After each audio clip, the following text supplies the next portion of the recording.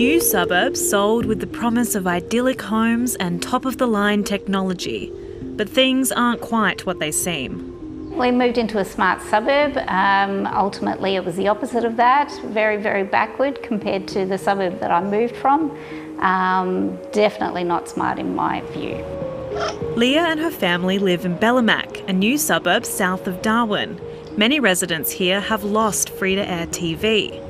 They received a letter from the suburb's private fibre-optic network provider Opticomm in September, telling them free-to-air would no longer be provided via the underground technology, and they'd need to install an antenna or use streaming apps.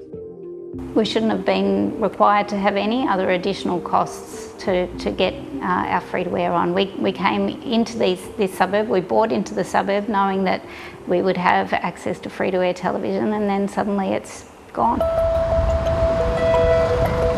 Leah's suburb isn't the only one.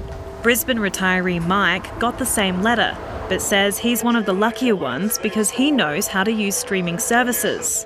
But for his neighbours, the change has been a huge blow. Particularly for those that aren't particularly mobile and can't get out of their units very easily, free-to-air TV is a vital and important part of their everyday life. Ryan Knowles runs retirement villages in Brisbane.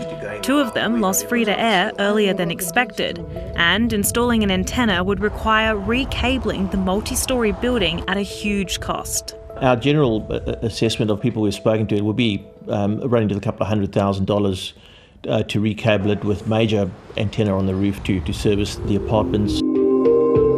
In a statement, Opticomm told the ABC the equipment used to receive free-to-air television was reaching end of life and interfering with other upgrades to the network. It also said only 10% of its 500,000 customers would be impacted by the shutdown. Industry regulators say rules around network infrastructure providers like Opticomm don't apply to free-to-air television. Instead, they deal with complaints around internet issues, which dozens of Opticomm customers have told the ABC there are plenty of, with regular internet outages sometimes spanning from 2 days to 2 weeks. The Telecommunications Ombudsman also has limited powers over these infrastructure providers, and it's called for service standards. Leah never imagined it would be such a mission to connect to the internet in 2025. It's obviously not working well enough for people to be satisfied with that. Whether or not they're like us and have to wait for 4 months to be connected, or whether or not it's the continual dropping out.